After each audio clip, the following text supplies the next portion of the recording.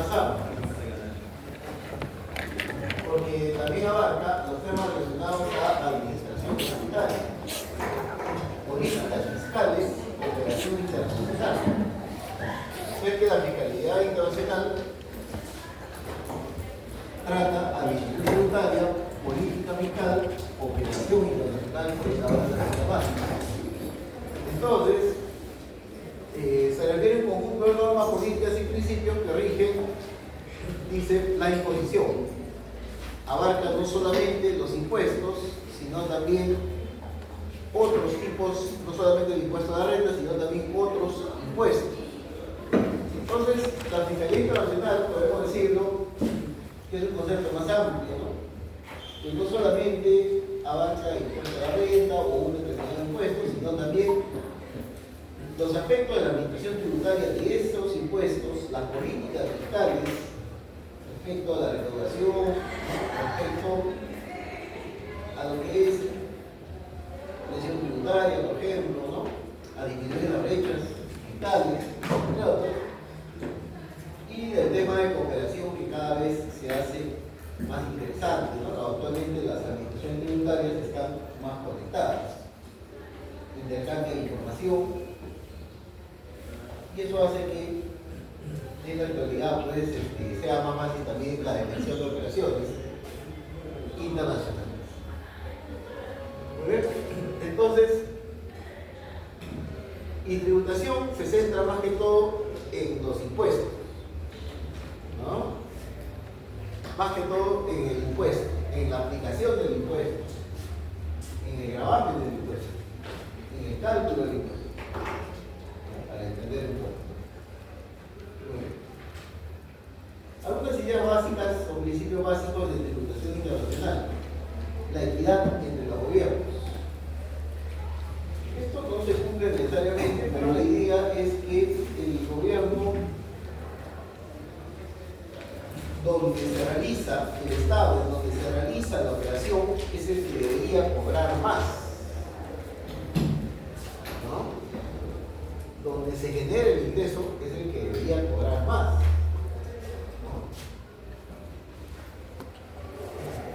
Y entonces, vamos a imaginar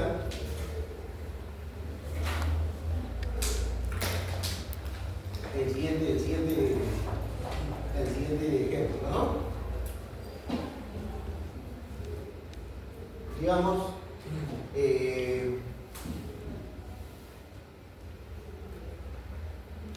ustedes van a, vamos a imaginar que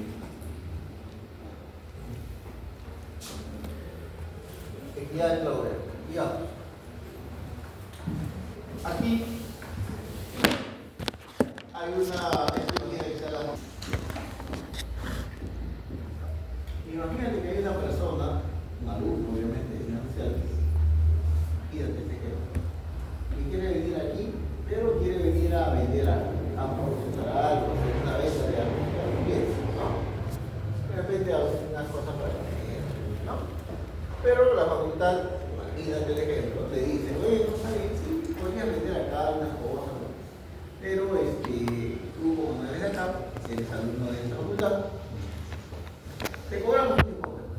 No puedo vender si no puedo acceso. Te vamos a cobrar 10. ¿Ah? Tú vendes porque quieras. O él va a ganar. No, de acuerdo. Pero esta persona viene, le compra, ¿no? Y regresa. Regresa a su facultad. Pero su facultad también le exige, te dice, bueno, pues tú eres alumno de acá y aquí también para colaborar. La teoría nos dice, la teoría que no necesariamente se cumple, dice que bueno, la renta lo generó acá. Aquí generó la renta, ¿no? Aquí vino, ofreció, vendió, transó, cobró, hizo lo que tenía que hacer, ahí. Pero él vive, vamos a decirlo, acá, pertenece aquí. Vivencia aquí también le van a cobrar algo de esa renta, pero debería ser menos. Debería ser. Esa es la teoría. No necesariamente se recibe esto. Entonces, una equidad entre los gobiernos quiere decir que los gobiernos hasta cierto punto deberían llegar, pues, ¿no? Ambos quieren cobrar esa renta, él ha ganado. Entonces, él quiere cobrar algo y él también quiere cobrar de esa misma renta. ¿Cómo se distribuye? ¿Cómo se distribuye? ¿No? Porque los dos se sienten en capacidad, ¿no?, de cobrar. La Junta de Contabilidad va a decir, ¿sabes qué? Yo te cobro porque tú has ganado plata entrando a la Junta. Has entrado aquí dentro, has vendido, has hecho operaciones, ¿no? Y los que están comprados son mis alumnos. Y la otra facultad dirá, sí, está bien. Y yo también te cobro porque tú perteneces a esta facultad. Tú vives acá estudias. Entonces, si haces operaciones, te vamos a cobrar, ¿no? Ahí está. ¿No? Tú perteneces acá y como tal tienes que contribuir a la facultad a la cual perteneces. Ciencias. Bueno, ese ejemplo vamos a mantenerlo para ir viendo algunas cosas más a lo largo del curso. Principio de neutralidad o la neutralidad. La neutralidad quiere decir que la tributación no debería ser determinante a la hora de definir en qué lugar se invierte. Ejemplo, si usted es un inversionista y tiene el Estado peruano para invertir, pero también tiene el Estado de Ecuador, ¿dónde invierte? ¿Dónde invierte? ¿En Perú o en Ecuador? Si el resultado de eso, si la decisión que toma finalmente este inversionista es influenciada únicamente por los tributos, quiere decir que algo falla, ¿no? El tributo no debería definir dónde se invierte. Debería ser evaluado, sí, debería ser tomado en cuenta, claro. Pero no debería definir, porque si define es algo más importante, en qué estado invierte. El tributo hasta cierto punto debe ser neutral.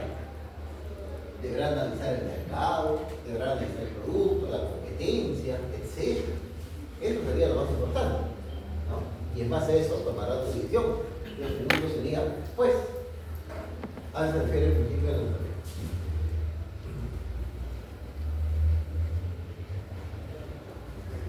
Mecanismo de prevención ante la elusión y evasión fiscal, claro. Se busca la elusión, se busca que la elusión no prospere ni en el ámbito local ni en el ámbito internacional. ¿Qué es la elusión? En pocas palabras, otro ejemplo voy a hacer para que entiendan. Aparte de ese ejemplo, imagínate usted ha tenido una desavenencia con su enamorada, ¿ya? Una desavenencia. Vamos a llamarle de esa persona. Entonces, está la universidad, a la puerta 2, a la puerta 3, a la 7, y acá está la 1, ¿no? ¿Entienden? Hasta la 1. Entonces, acá está la unidad de contabilidad, por acá. Y usted con su enamorada salió por acá, por la 3, y tomaba su carrito, se dio juntos, mismo asiento,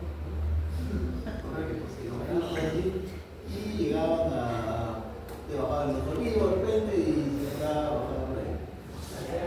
¿No? Ahí. Y esa era su ruta diaria. O todos los días que podía. Pero como ahora ha ocurrido este problemita, y usted no quiere encontrar a uno de ellos, no quiere cruzarse con el otro, no quiere verlo con perfil, ¿no? ¿Ya? Entonces, ¿qué hace? Como sabe que si sale por esa puerta, ¿no? Hay gran peligro de que lo encuentre, ¿no? A lo seguro, ¿no? A lo seguro, ¿no? Se va a la 1. A lo seguro. La 1, ¿no? La va a ir por ahí. ¿No? La 7. A lo seguro. Vamos a la 1. No, ya de acá. Hay 8. No, es una cara. Es la otra.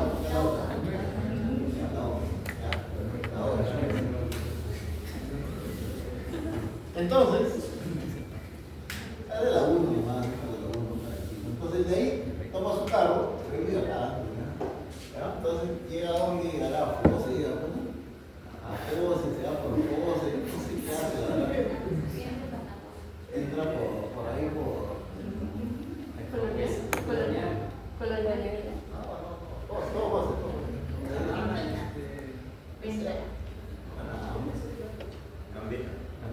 José Grande, ¿no? Ya bueno, la cosa hace por ahí y llega. Ya está. Y llega. Aquí demoraba, ¿cuánto? ¿Cuánto tiempo demoraba? Para caminar. 30 minutos, 40, 30 ¿cuánto? 30 porque se distrae. Ya, por acá, ¿cuánto demora? ¿Cuánto demora? 2 horas. Una hora. No, ni media hora. Ya.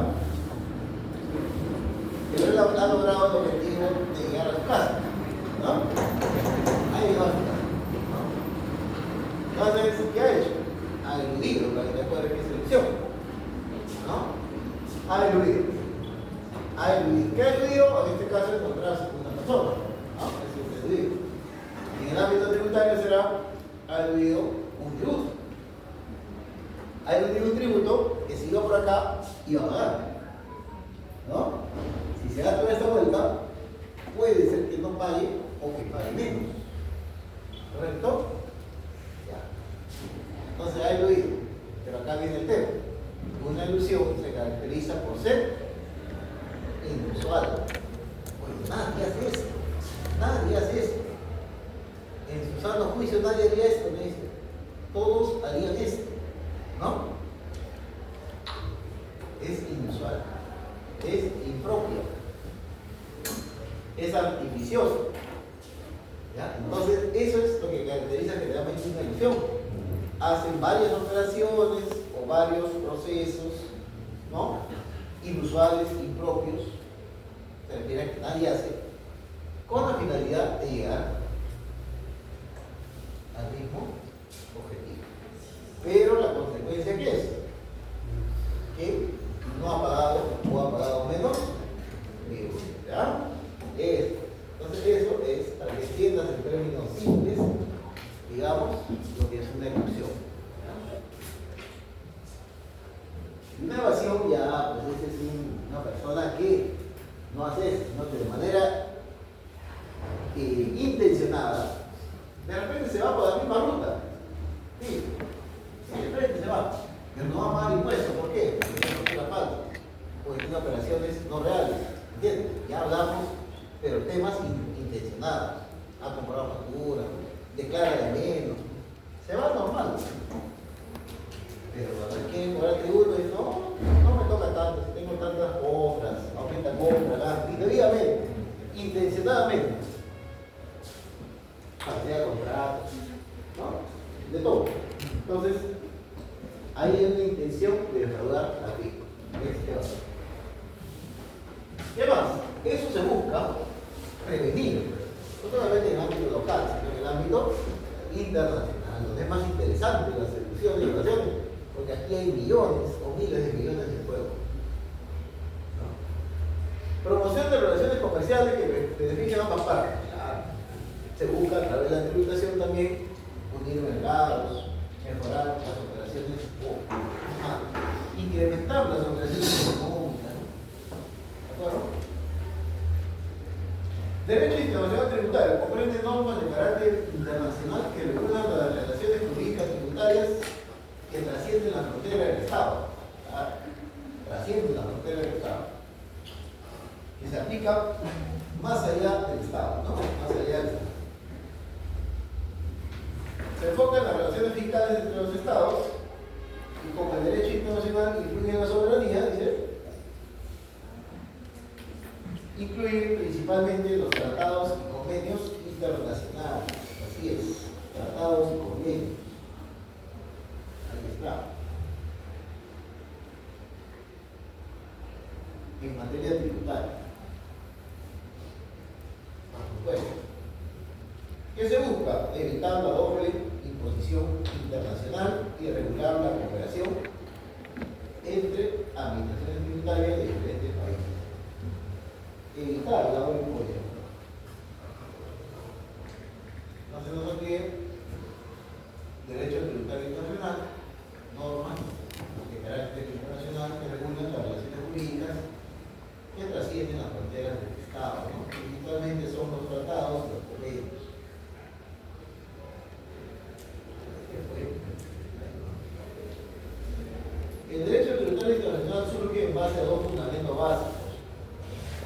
necesidad de buscar estructuras uniformes para diversos países.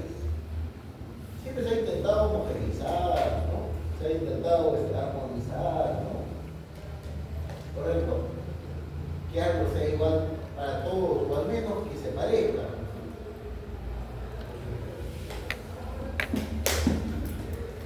Normas internacionales de auditoría, normas internacionales de información financiera.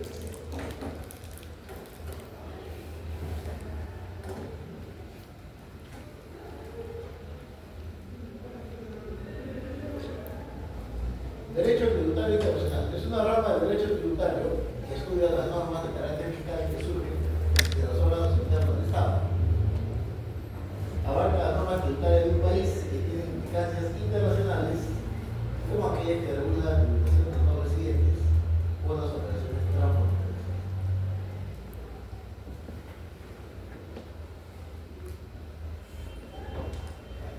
Y hay dos fuentes importantes, ¿no?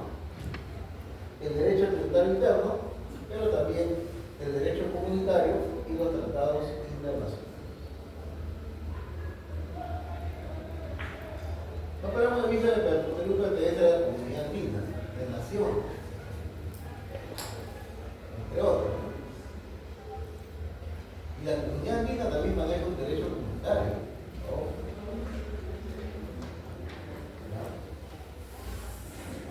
Pertenece a la comunidad andina. La comunidad andina maneja el derecho comunitario, que es aplicable para todos los países de la comunidad andina. Hay algunos que dicen que el impuesto NEFIS, el impuesto a los streaming, ¿no? A los streaming, ¿no?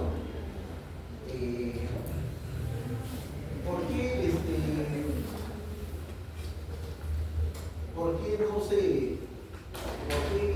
Perú le carga, por qué no le carga a las empresas mejor? ¿Por qué no le carga? ¿Y por qué no le carga a las empresas? Seguramente están cobrando a la gente, pobrecita, que no tiene plata, va a ser más caro, ¿no? Entonces, creo que la idea es que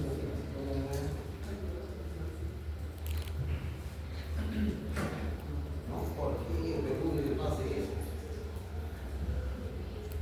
Y le dicen, y algunos le responden y le dicen le dicen, pero varios países están aplicando eso, varios países aplican así, le dicen. No, pero a mí qué me importa que son países, Perú que no grave, dice. Decisión 599, armonización de aspectos sustanciales y procedimentales de los impuestos tipo valor agregado. Aquí está el IGB.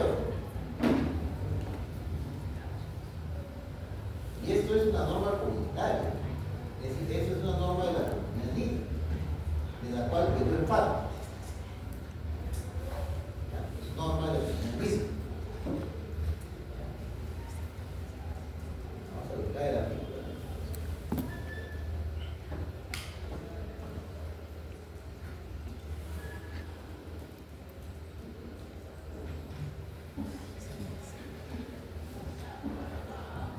¿Qué dice el artículo 8? El 8.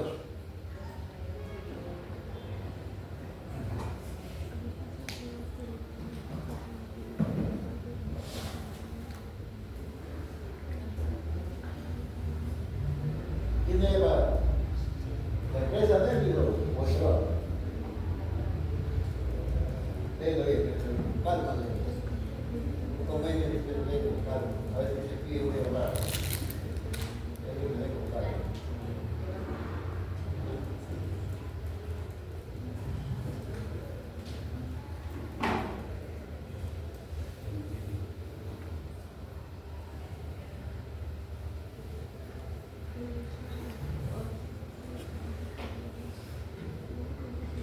¿Qué graba? Perú, ¿a quién le sometemos el IGB? ¿Al peruano o a él? ¿Qué se entiende de ello?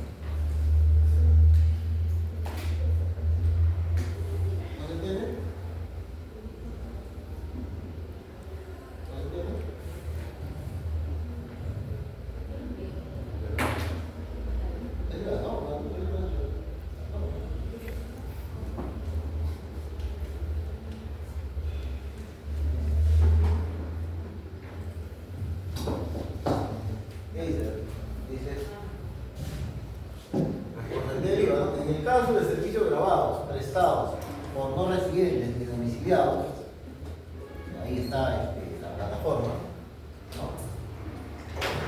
Prestado por en el caso de servicios grabados, prestados por residentes ni domiciliados o no domiciliados, que son prestados en el país donde se utiliza el servicio, Perú,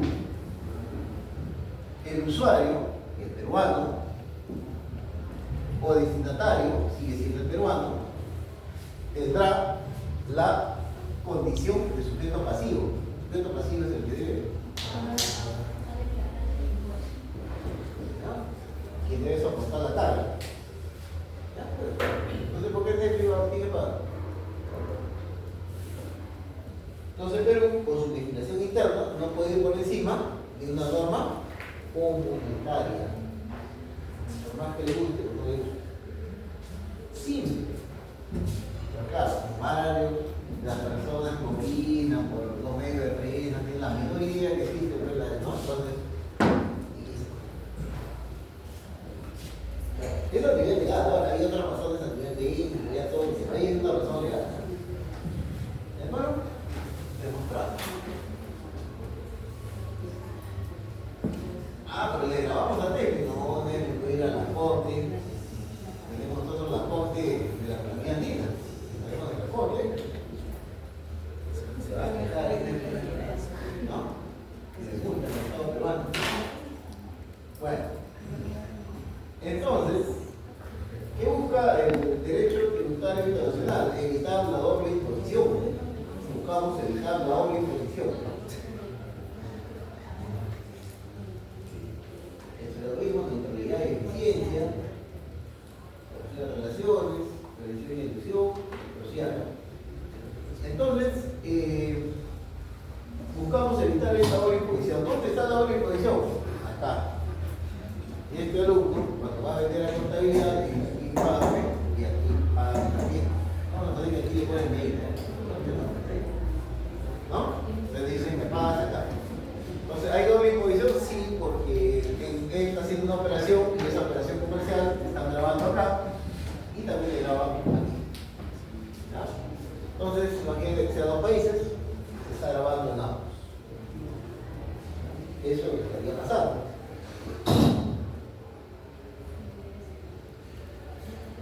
Y estos criterios, claro, estos dos, que justamente usted lo ha escuchado anteriormente. Existen dos principios básicos. Estos son el principio de residencia, defendido por los países ricos del mundo, los portadores, el principio de residencia. Y el otro, el principio de fuente, defendido por los países de vía de desarrollo, ¿no? Perú. ¿No? Entonces, el principio de residencia y el principio de fuente. En mi ejemplo básico están los dos principios. ¿Por qué? El principio de residencia es: yo te grabo porque tú vives acá. Diciendo utilizar palabras sencillas, no sé. Yo te grabo porque tú vives acá, porque tú domicilias acá, porque tú resides acá. ¿Por qué te grabo? Porque vives acá. Así es simple. Estás en este país. Ciencia social le va a decir: tú eres alumno de acá, estás matriculado acá, ¿no? Llevas clases acá, los profesores son de acá, se matan. ¿Correcto? Todos los días estás acá, pasa la mayor parte del tiempo acá. ¿Bien? Se graba. Es como decirte: tú vives acá. Entonces le graba por residencia. Domicilio también le dice: vamos a poner residencia. Dentro de la residencia está el domicilio. La contabilidad no lo puede grabar por residencia, porque él no vive acá, no viene acá, no estudia acá, no para tiempo, no viene a hacer la actividad y se va. No estaba matriculado acá. Lo graba por. ¿Cuál es el otro? Fuente. Lo graba por fuente. ¿Qué significa fuente? Ahí voy. ¿Qué significa fuente? ¿Dónde se realiza? ¿Dónde se realiza? ¿Dónde compra? ¿Dónde hace la compra-venta? ¿No? ¿Dónde hace el servicio? Físicamente. No es digital, el tema cambia.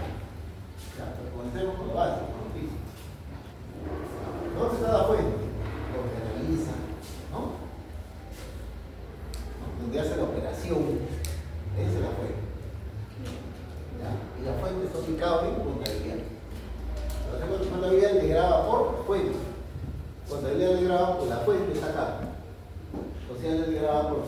residencia.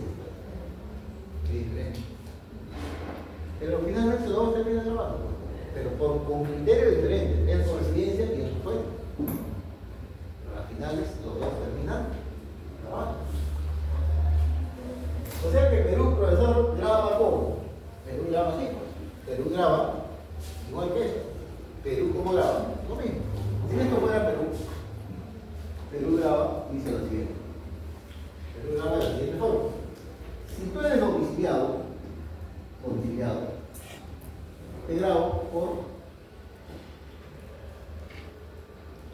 fuente, ¿sí? Por fuente. Te grabo, si eres domiciliado, te grabo por fuente. Si eres domiciliado, ya te grabo por domicilio. Ahí. Si eres domiciliado y si eres no domiciliado. Si eres no domiciliado, ya te grabo por el mismo hecho de estar acá, por el hecho de ser domiciliado en Perú. Basta que tu dirección me vas a tributar aquí en Perú. ¿Qué cosa me vas a tributar? Todas las operaciones que haces. Las operaciones que haces en Perú, pero también por las operaciones que haces en el extranjero. O sea, ya no me importa dónde haga la operación. Igual vas a pagar en Perú, porque eres domiciliado en Perú. Si haces operaciones en Perú, será una renta de fuente peruana. Pero si haces operaciones extranjeras, será renta de fuente extranjera. Pero igual te grabo. No me importa la fuente. Las dos fuentes están grabadas. Fuente en Perú, fuente extranjera, igual está grabado. Porque lo que prima es el domicilio. Pero no domiciliado es diferente. Usted puede generar lo mismo, ¿no? Renta de Perú y renta extranjera. Pero ahí cambia la tributación.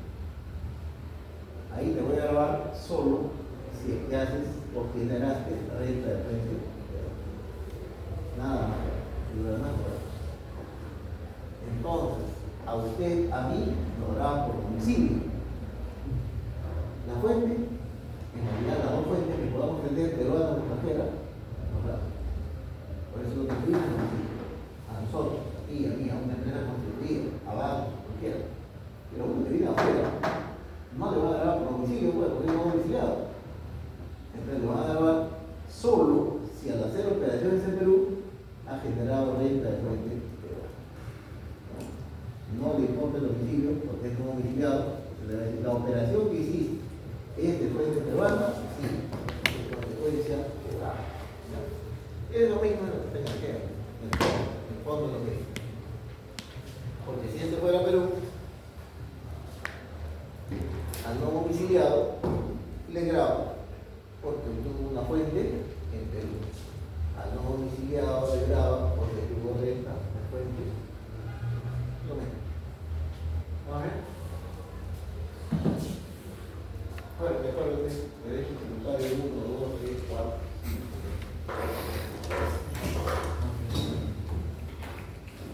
¿Te cuánto? 3, 4. 3. 3. Tanto la historia de la doble imposición. Esto lo ves en tu casa, con tus hermanitos, la historia de la doble imposición. ¿Ya? ¿Correcto? ¿Qué es la doble imposición? Términos conceptuales. Dice, puede decirse que hay doble o múltiple imposición antes de definirte, ¿no? Pero ya. Cuando el mismo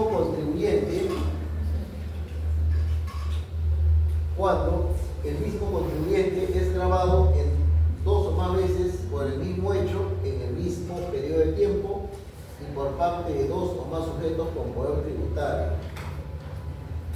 Lo graba, ¿no? El mismo contribuyente dice grabado dos veces. El alumno de ciencia social se ha grabado dos veces. Por el mismo hecho, sí. Mismo hecho, la misma venta que hizo. Al mismo tiempo, y por parte de dos o más sujetos. La facultad de contabilidad, la facultad de entonces ahí hay doble imposición. Le graban al mismo contribuyente dos o más veces por el mismo hecho. Por dos o más sujetos con poder.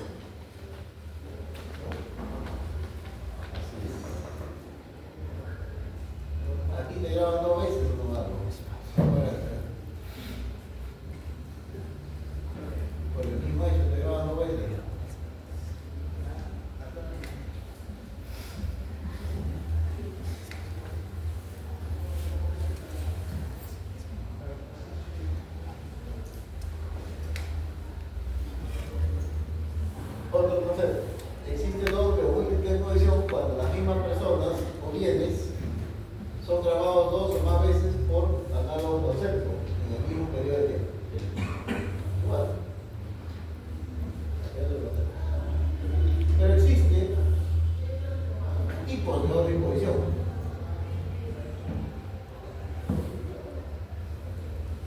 tipos de doble disposición. ¿A qué se refiere? Es que hay una doble disposición jurídica y una doble disposición económica. ¿Ya? ¿A qué se refiere? Entonces el concepto que está arriba, el primero, este ejemplo que estamos viendo, es doble disposición jurídica. Este es doble disposición jurídica. ¿Por qué? Porque una misma persona, esta misma persona, es grabado en los dos países. ¿Ya? Me dejan acá 10 y acá me dejan 20. ¿A quién le cobra la persona? ¿Quién debe tributar a la persona? ¿De qué cuenta la persona? ¿Ya? Entonces, es la misma persona en dos estados, ¿no?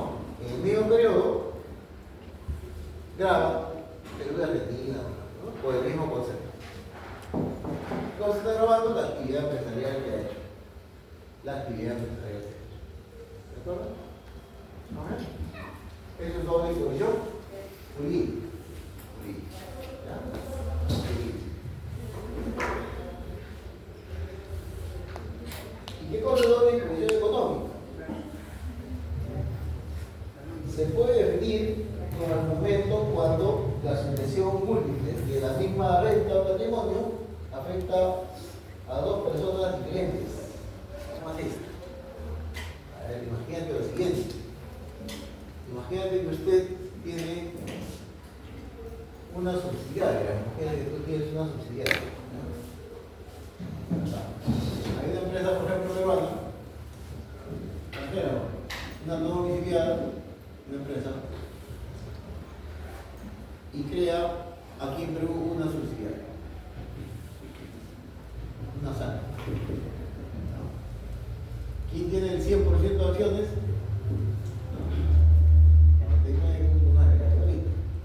Esta empresa tiene. Entonces esta empresa, como es subsidiaria, saca RU, ¿no? Emite comprobante de pago, hace su declaración jurada, paga impuesto a la renta, ¿no?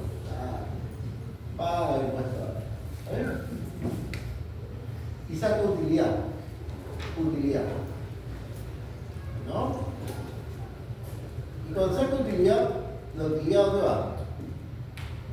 Dividendos. ¿No es cierto que va acá? Así dice, ¿no? Dividendos. Entonces, vamos a recordar un poquito contabilidad. La empresa paga impuestos a la renta, ¿cuál es el asiento de impuesto a la renta? Es este, ¿no? El asiento de impuesto a la renta.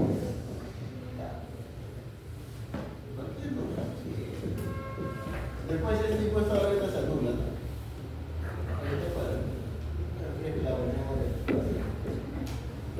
Después, ¿qué pasa?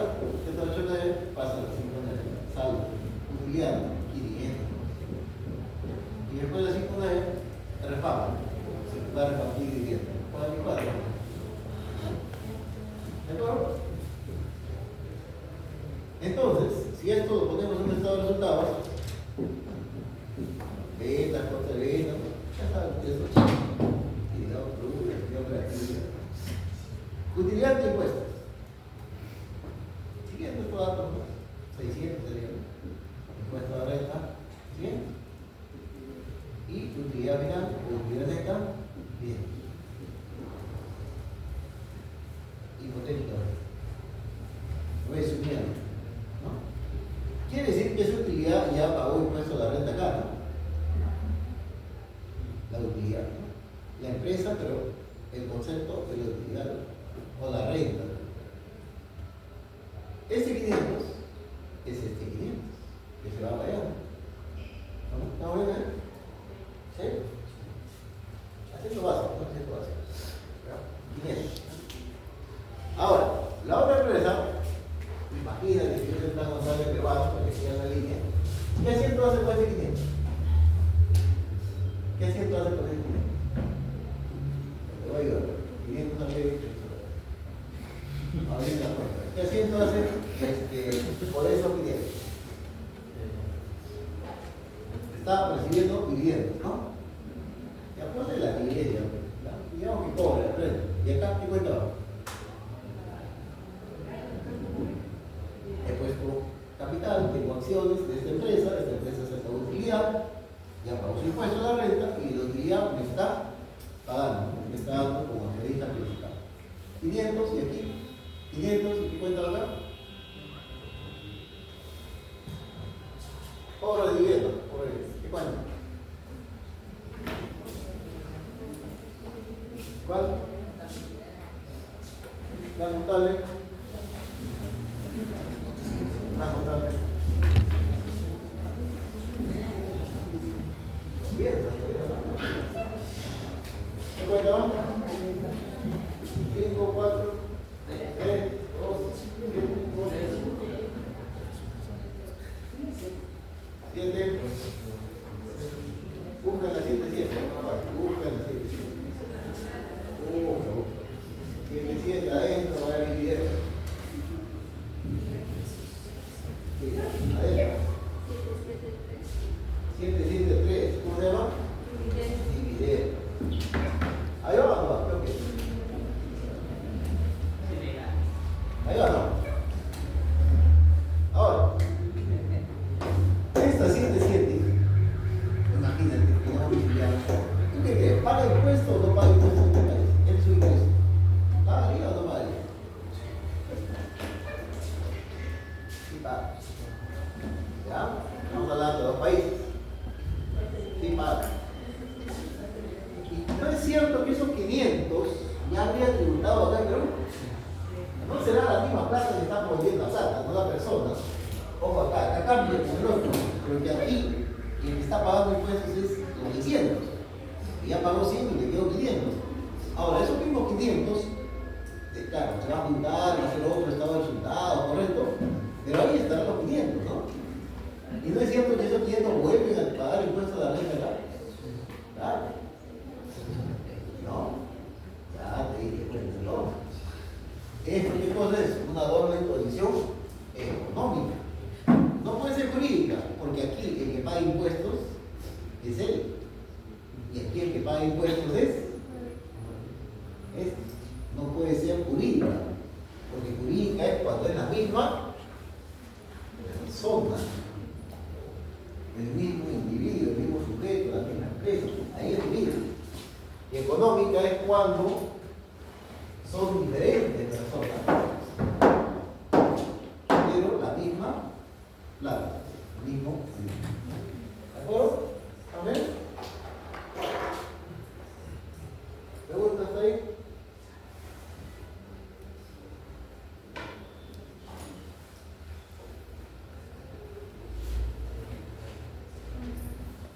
Ahora, ¿cómo evitamos la doble imposición?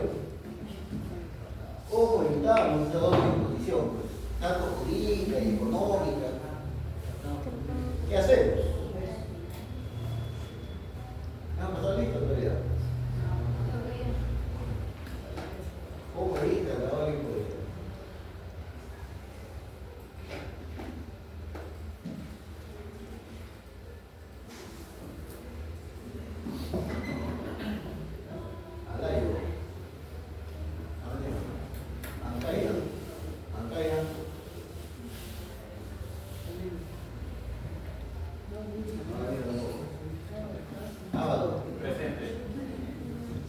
Barbosa.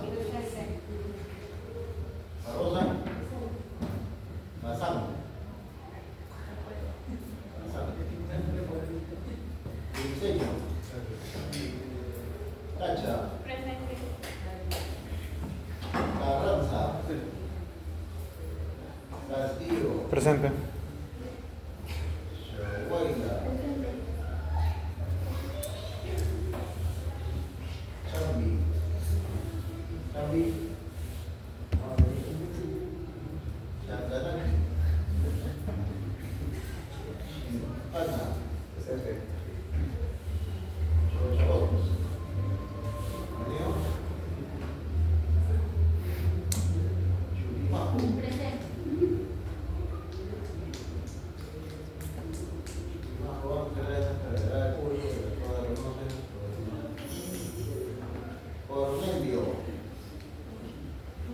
Cornelio.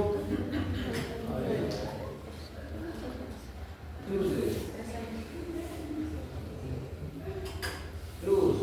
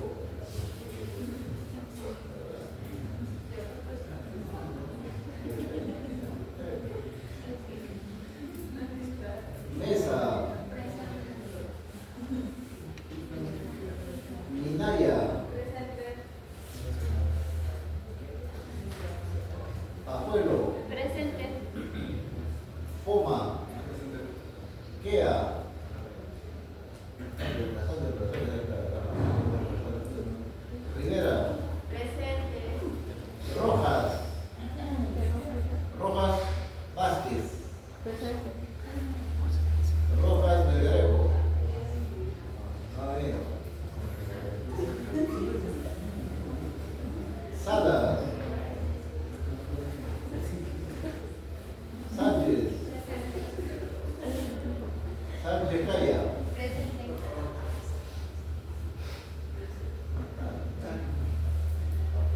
Solís.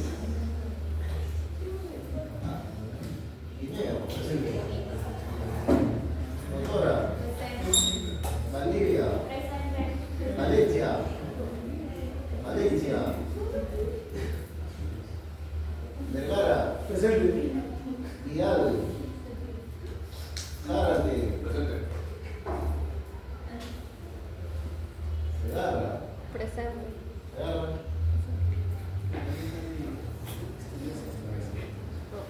Ah, por ahí. Sí.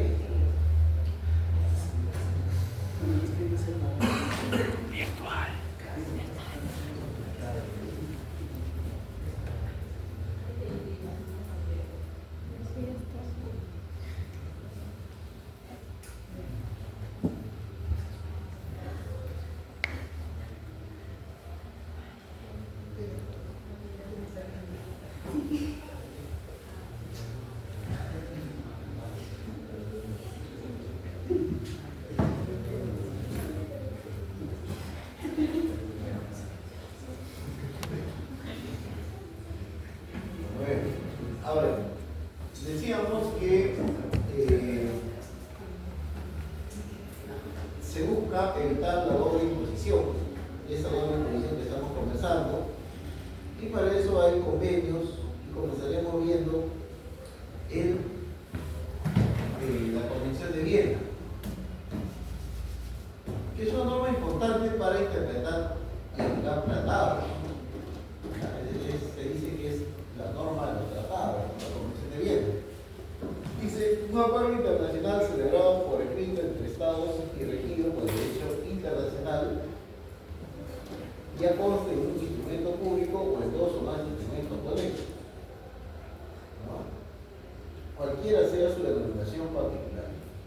Entonces, para la Convención de Viena, un tratado es un acuerdo que es celebrado por escrito entre Estados, regido por el derecho internacional, que consta en instrumento, ¿ya? ¿No? O en otro más instrumentos conexos, ¿no?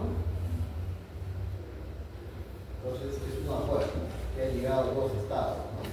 Muy bien. Ahora, el artículo 27 de la Convención de Viena, de esa convención, que habla de los tratados en general, pero que es muy importante porque se aplica a los CDIs también, habla del pacta sunt servanda, que da a entender como que los pactados obligan. Toda convención debe ser fielmente cumplida por las partes de acuerdo con los pactados, constituye un principio básico del derecho civil. El contrato es ley entre las partes. Todo tratado en vigor obliga a las partes y debe ser cumplida por ellas de buena fe. Y asimismo, ¿no? Y el mismo artículo de la Convención de Viena del Derecho a Votar debe ser cumplido de buena fe. Entonces, el Estado peruano debe cumplir sus tratados, ¿no? En principio, porque está obligado, como se suscribió, y de buena fe. De buena fe quiere decir que tampoco vamos a hacer alguna manipulación para escaparme del tratado como Estado. No se puede. Y eso se aplica para todo tipo de tratados, entendiendo los tributarios, los términos comerciales, los acuerdos pesqueros, los acuerdos marítimos, etc. Para todo. Entonces no es que el Estado pues, dice, bueno, hacer una ley y por ahí ya una maniobra, algo por ahí, para que no se aplique el tratado. No. Porque el tratado obliga, porque el tratado se aplica de buena fe. Y si hace eso, pero yo soy el Estado peruano, al final de qué puedo hacer, al final de quién puede contra mí, una empresa, pues tranquilamente. Una empresa puede llevar al Estado peruano a cortes internacionales porque el Estado peruano no ha respetado un tratado y en consecuencia de ello esa empresa se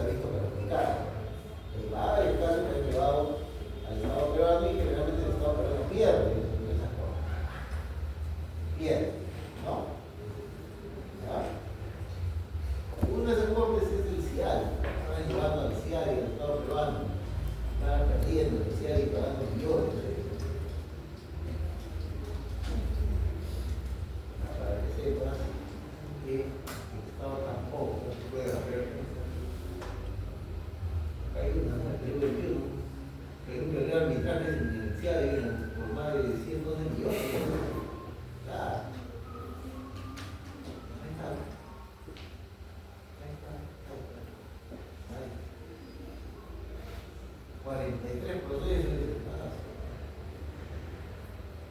Decía divide lo que es inversión. Y es como una corte internacional.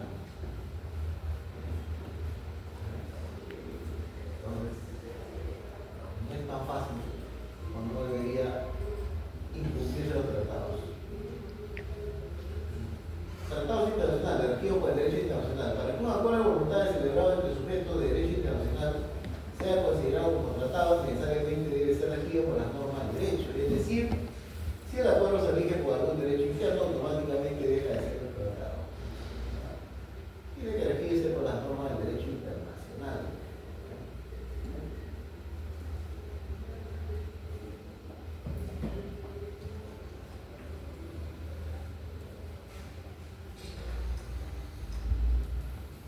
Tratados internacionales en materia tributaria. Es un acuerdo celebrado por escrito entre Estados o entre Estados y otros sujetos de derecho internacional, ¿no? En que involucra un acuerdo de voluntades entre sujetos de un derecho internacional, como son dos Estados, prácticamente, destinado a producir efectos jurídicos, por supuesto, y regido por lo que estamos viendo, la Convención de Viena, como norma superior de los tratados. Los tratados de materia tributaria pueden ser bilaterales, que son más conocidos, o multilaterales.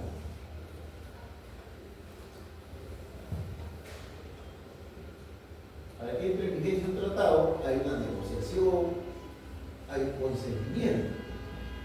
Primero se negocia entre los estados, después se da el consentimiento,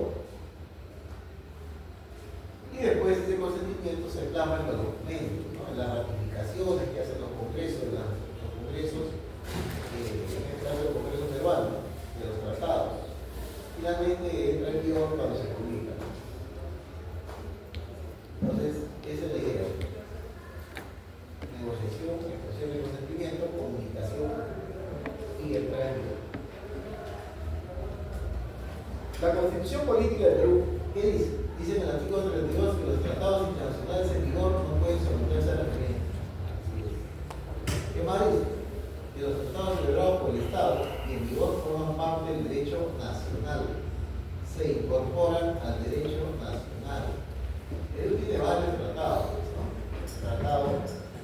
Tratados de diferentes áreas, tratados de libre comercio, tiene varios, ¿no?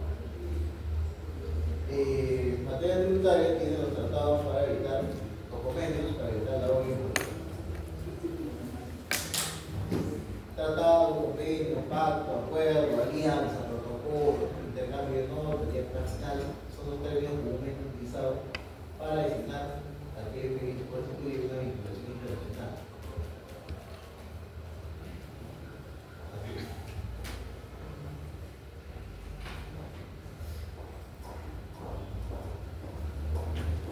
Los tratados deben ser aprobados por el Congreso antes de su ratificación por el presidente de la República. Siempre que verse sobre la siguiente materia: derechos humanos, soberanía, defensa nacional, obligaciones financieras del Estado. También deben ser aprobados por el Congreso los tratados que crean, modifican o suprimen tributos. Los que exigen modificación o derogación de una ley y los que requieren medidas legislativas para su ejecución. Entonces estamos ahí nosotros porque los tratados de materia tributaria son aprobados por el Congreso.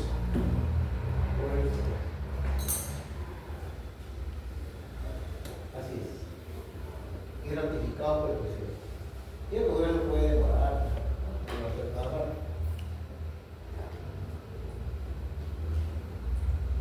El último CDI que Perú ha firmado, ha suscrito y se ha publicado es el CDI con. ¿Qué país es el último? Con Japón.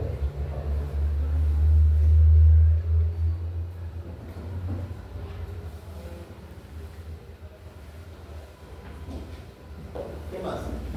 El presidente de la República puede celebrar o ratificar tratados o adherir a estos sin el requisito de la aprobación previa del Congreso en las materias no contempladas. No puede ser en materia tributaria, como otra. Pero da cuenta el Congreso. La resolución del Tribunal Fiscal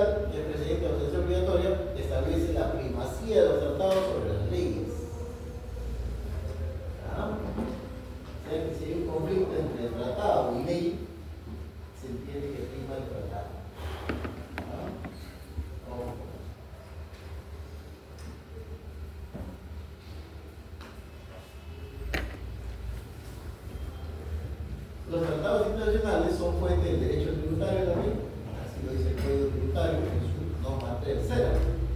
Dice que son fuente del derecho tributario en el punto B de los tratados internacionales.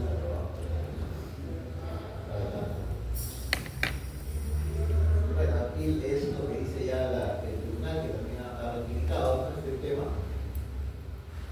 Dice el tribunal: los tratados internacionales prevalecen sobre la norma del derecho interno. Y tenemos el acuerdo, en el segunda jurisprudencia, el acuerdo internacional celebrado entre la Santa Sede y la República del Perú prevalece sobre la ley de acuerdo al derecho internacional. Tenemos un cuadro con la norma 3 del Pacto Preliminar. Tenemos un acuerdo del Perú para la Santa Sede.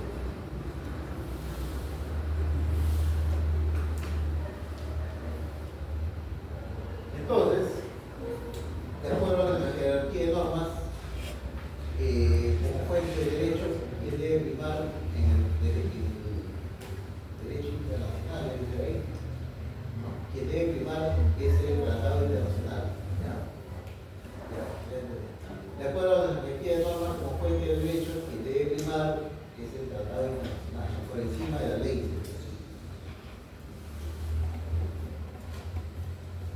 Entonces, esa es la idea. Finalmente, en este caso, se va a buscar eliminar la doble imposición. Claro, que no grave. Lo ideal sería que grave uno de dos países, ¿no? O grava contabilidad o grava ciencias sociales, ¿no? Uno de dos países. Entonces, los países podrían, una alternativa sería suscribir un CDI para que grave uno solo, ¿no? Uno solo, una alternativa, una, ¿no? Pero CDI no tenemos con todos los países, pues. CDI, la idea es que no graben los dos, o que si graban los dos, CDI tiene varias opciones, vamos a ver si tiene varias opciones. Una, graba solamente un país y el otro no graba, que sería lo más rápido. El otro es que graben los dos, ya, pero va a evitar después, con crédito, la doble imposición. Y la otra es, si no existe CDI, entra la propia ley de renta. Por ejemplo, la ley de renta peruana va a decir, por ejemplo, Perú va a decir, si aquí fuera Perú y un peruano sale a hacer operaciones a otro país y paga impuestos en ese país, como es peruano, va a tributar acá también. La ley de renta dice, muy bien, hay doble imposición, pero yo tengo el artículo 88, donde vamos a dar medidas para al menos evitar o disminuir ese riesgo, ¿no? Hay un cálculo previo, pero lo que finalmente dice el 488 dice, bueno, estos 10 bajo determinados supuestos yo podría aceptarte cuando tu cálculo es tu impuesto de renta. Por ejemplo, aquí vas a hacer tu cálculo de impuesto de renta, ¿no? Utilidad de impuestos, la parte tributaria, no, adiciones, deducciones, renta neta, pérdida tributaria, cierta renta disponible, participación de trabajadores también, impuesto de renta y calculación social. Y de ahí vienen los créditos contra el impuesto. O sea, ¿qué restas a ese impuesto que ya calculaste? Que ya calculaste el impuesto, ¿no? ¿Qué cosa vas a restar? Bueno, por eso una empresa resta pagos a cuenta. Claro, una empresa resta pagos a cuenta. Una empresa resta intáculo, nada de impuesto. Pero también puede restar eso que se llama crédito por renta de fuente extranjera.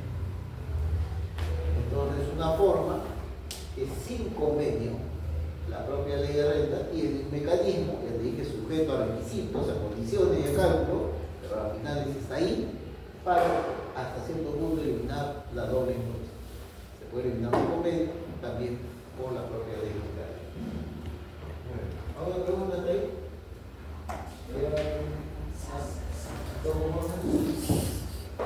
Entonces, nos vamos quedando ahí, que vamos el día